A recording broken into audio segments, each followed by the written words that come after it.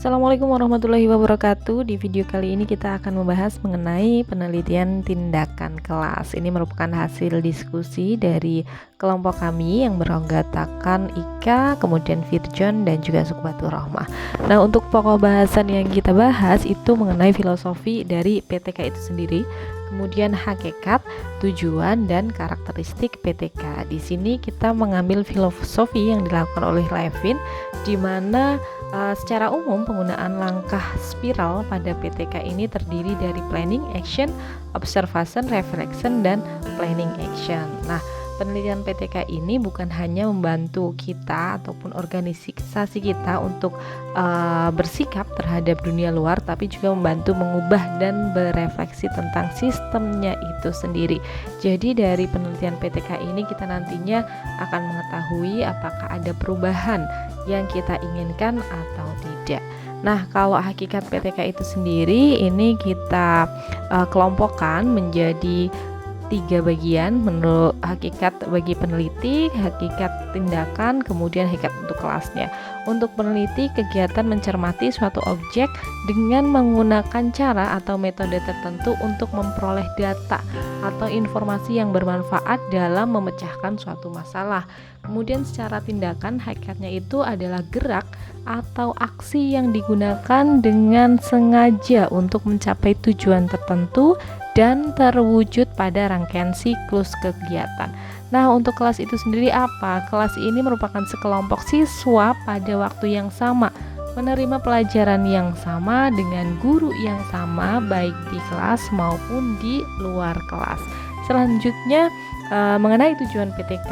Tujuan dari PTK ini secara khusus PTK adalah untuk mengatasi berbagai persoalan nyata guna memperbaiki atau meningkatkan kualitas proses pembelajaran di kelas.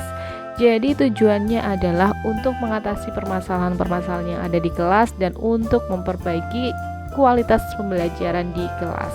Selanjutnya, sekiranya apa saja sih manfaat dari PTK? Nah, manfaat dari PTK itu sendiri yang pertama tentu untuk meningkatkan mutu, isi, masukan, proses, dan hasil pendidikan dan pembelajaran di sekolah. Kemudian yang kedua, ini bisa digunakan untuk membantu guru dan tenaga kependidikan lainnya dalam mengatasi masalah pembelajaran pendidikan di dalam dan di luar kelas.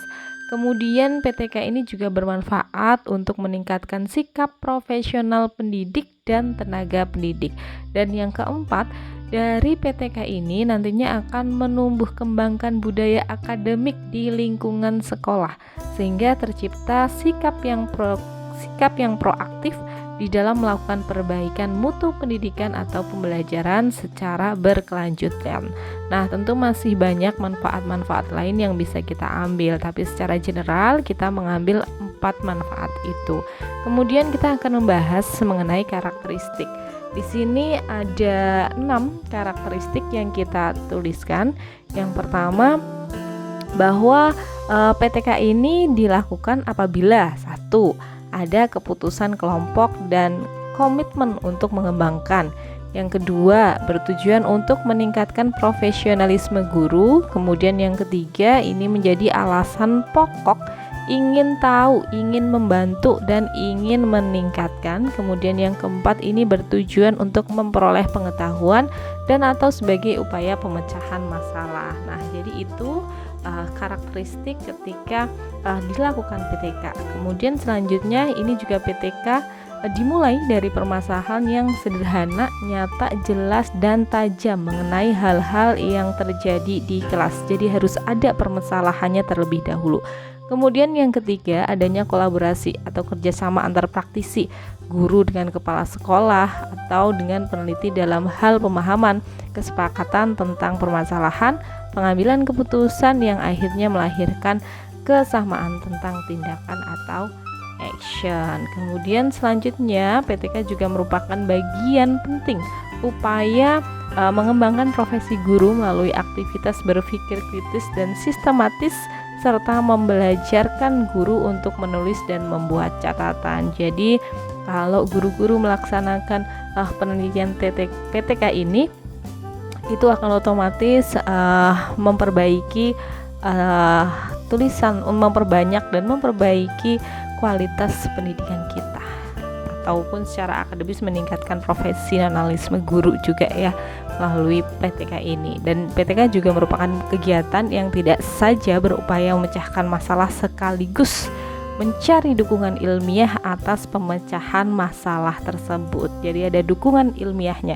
Kemudian yang terakhir ini PTK merupakan persoalan yang dipermasalahkan dalam PTK bukan dihasilkan dari kajian teoretik atau penelitian terdahulu, tetapi berasal dari adanya permasalahan nyata yang aktual terjadi saat ini dalam pembelajaran di kelas, di mana PTK ini berfokus pada pemecahan masalah praktis bukan hanya masalah teoristis. Nah, demikian tadi karakteristik dari PTK. Tadi kita sudah membahas mengenai filosofi, kemudian hakikat, manfaat, dan karakteristik. Semoga video ini bermanfaat. Terima kasih.